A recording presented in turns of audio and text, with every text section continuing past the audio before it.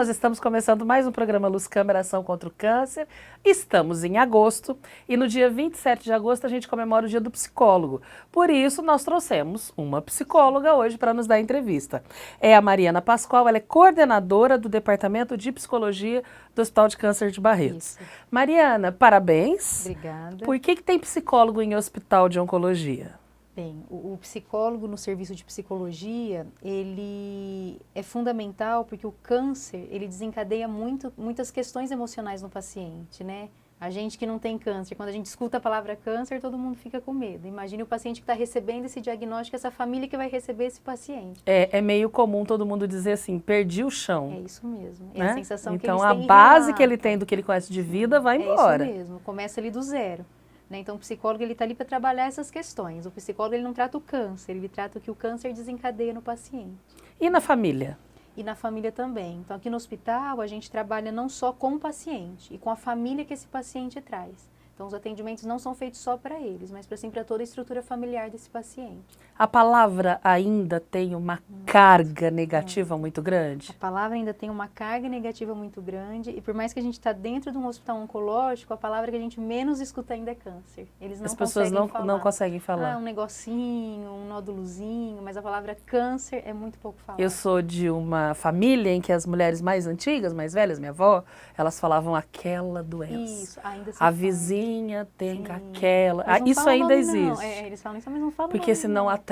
Isso. E é difícil de desmistificar É difícil. isso. Né? A gente tenta, mesmo nos atendimentos psicológicos, que isso seja desmistificado, que a pessoa fale, porque ela está tratando daquilo. E é uma doença só. Sim, é ruim é ela só uma tratar doença, com esse assombro. Então a gente vai tentando nos atendimentos que isso seja tratado de uma forma natural, que ele assuma o que ele está tratando, o que ele está enfrentando na vida dele. Agora, tem uma equipe, né? Sim. Você é coordenadora de uma equipe. Como é que essa equipe trabalha dentro do hospital? Hoje, a equipe da psicologia, nós somos em 13 psicólogos, que a gente se divide na unidade 1, né, no hospital infantil e na unidade de cuidados paliativos. Então, hoje nós somos em 13 e a gente se divide aí nessas estruturas. E são os horários assim, durante o dia, à noite não tem psicólogo? Dia, isso, a gente fica no hospital mais ou menos numa faixa de horário das 7 da manhã às 6 da tarde, né? E divididos aí pelas internações, pela UTI, pelos ambulatórios, quimioterapia, então a gente está inserido em todas as equipes do hospital. Mariana, como é que faz com as pessoas que confundem um profissional de psicologia com um ombro amigo? Sim, muito.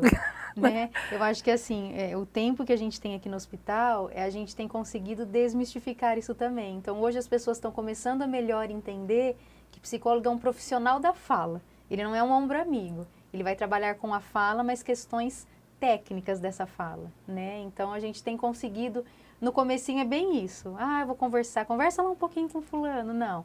A gente vai fazer um atendimento. Então, é no nosso próprio serviço que a gente vai tentando mostrar para as pessoas que é um atendimento, é uma profissão. Né? E é uma ferramenta para lidar com esse momento da vida. A gente sabe, quem assiste o programa sabe, que na maioria absoluta dos casos é um momento passageiro da vida.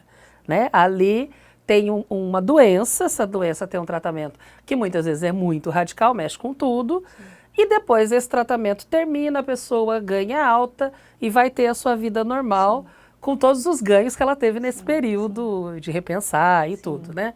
Então, o papel do psicólogo é ser uma ferramenta nesse momento, né? É ser uma ferramenta até para mostrar para o paciente que a vida continua mesmo com a doença, né? Que ele não pode viver a doença vai fazer parte da vida dele. Então, que ele tem ainda, quando possível, os papéis sociais que ele tinha antes de adoecer. Porque alguns tratamentos chegam a durar mais que ano, né? Muito tempo, sim. Tem pacientes que ficam muito tempo internados. Então, mesmo assim, a gente tenta fazer que o paciente ele tenha esses papéis sociais mesmo com a doença. Né? Mesmo as crianças, quando a gente fala que a criança está com câncer, a mãe só mima. Aí a gente trabalha com essa mãe, a hora que ele sarar.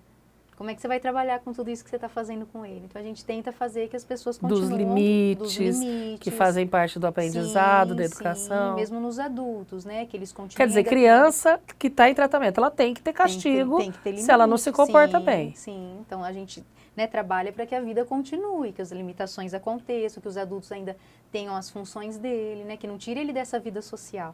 Que é importante para ele ainda. E é mais, eu vou usar a palavra, talvez não seja mais adequada, mas é mais fácil, né? Conseguir fazer com que o adulto entenda isso ou com que a criança entenda isso? Eu acho que nos dois a gente consegue um ganho bom. As crianças também, quando são bem trabalhadas, que têm pais que sabem trabalhar bem em cima disso, a gente também tem crianças bem orientadas com a doença. Então, acho que em todas as faixas etárias, a orientação e a participação da família tem papel fundamental para essa sabedoria sobre a doença, esse conhecimento em cima da doença. Você está na área há quanto tempo? Eu estou há 6 anos aqui no hospital. No hospital. No hospital. E em psicologia? Em psicologia eu me formei em 2008. Tá, então há mais tempo. Há mais tempo. É diferente quando você vai lidar com pacientes de câncer? De tudo que você aprendeu lá na faculdade? É diferente pela carga que a doença coloca hoje na sociedade. Então, o que desperta emocionalmente é muito mais intenso, né? Pelo que essa doença abrange, limitações, sofrimento, medos futuros. Então, realmente, é um trabalho mais pesado. Na sua faculdade, você ouviu falar disso? Na minha faculdade, você teve alguma disciplina? Não. Pouco. A gente tem passa um pouquinho por psicologia hospitalar, mas de um hospital de um modo geral. Né? Trabalhar com oncologia eu aprendi mesmo aqui no hospital. E hoje a gente tem uma turma fazendo residência, hoje né? Tem. A gente Como é que é isso? Hoje a gente tem 2 residentes aqui no hospital, um fica lá na pediatria e outro fica aqui na UTI de adultos. É bom porque você dá bagagem para esse profissional saber melhor trabalhar com o câncer, né? O que o câncer desperta. Então, acho que assim, não só no hospital, os psicólogos em consultório vão pegar pessoas que tiveram câncer. Quer dizer, hoje a formação de um psicólogo já começa a olhar para esse segmento, né? Sim, já começa a olhar para o que o câncer desperta no emocional dessas pessoas, né? Que antes não era tão olhado por ser uma doença tão escondida. Hoje já é mais mostrada, mais divulgada.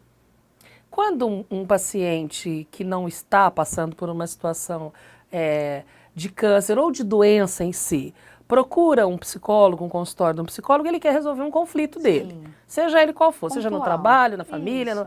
Né? Quando é uma pessoa, né, que vira um paciente de psicologia, até involuntariamente, aqueles conflitos que todo ser humano tem, que eu tenho, você tem, né, todo mundo aqui tem, eles ganham uma outra dimensão, aquele conflito de pai e filho, de mãe, de profissional mesmo. Eles ganham outra dimensão e até talvez uma maior proporção. Porque a doença, ela impõe para o paciente, parece que ele vai ter um tempo determinado de vida. Para resolver tudo. Vamos resolver isso logo. Então, tem pessoas que querem resolver. Tudo, brigas de família, você vê muito isso em internação. Ah, fazia 10 anos que eu não via. Preciso lá visitar porque está internado no hospital de câncer.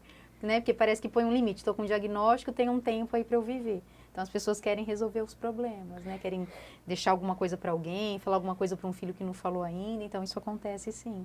E você deve ter um monte de história dessa para contar. Eu falo que a gente tiver 6 anos aí de hospital, porque a psicologia só trabalha com a escuta.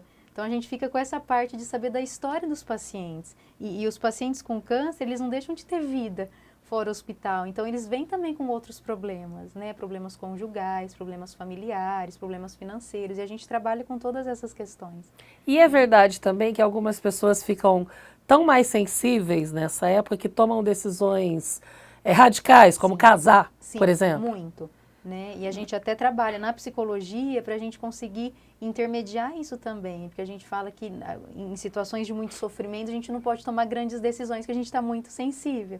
Né? Então a gente trabalha em cima disso, se realmente era uma vontade, seria fazer isso de qualquer jeito. Então a gente trabalha assim, a gente tem muitos casos aqui, casamentos, pessoas que queriam resolver uma grande coisa que nunca resolveu na vida, um grande evento que queria fazer e nunca fez. Esse acompanhamento vai até que etapa do tratamento?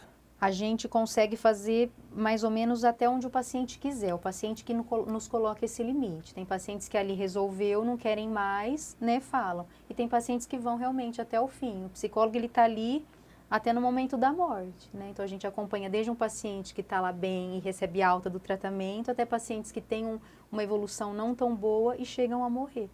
Você, quando tem um paciente que recebe alta, já houve caso do paciente voltar e querer conversar e você rever? Muito. Porque um paciente que passou por um tratamento de câncer, a pessoa ela tem que voltar com uma certa frequência, depois essa frequência vai ficando mais espaçada e tal. As pessoas chegam a procurar vocês? Muito. Eu tenho histórias muito curiosas porque eu fico na UTI, né? Além de ser coordenadora, eu sou responsável pela UTI. E muitos pacientes que têm alta da UTI, que ficaram graves lá por um tempo, eles voltam para falar, olha como eu tô, fiquei bem, agradecem pelo momento que viveram lá.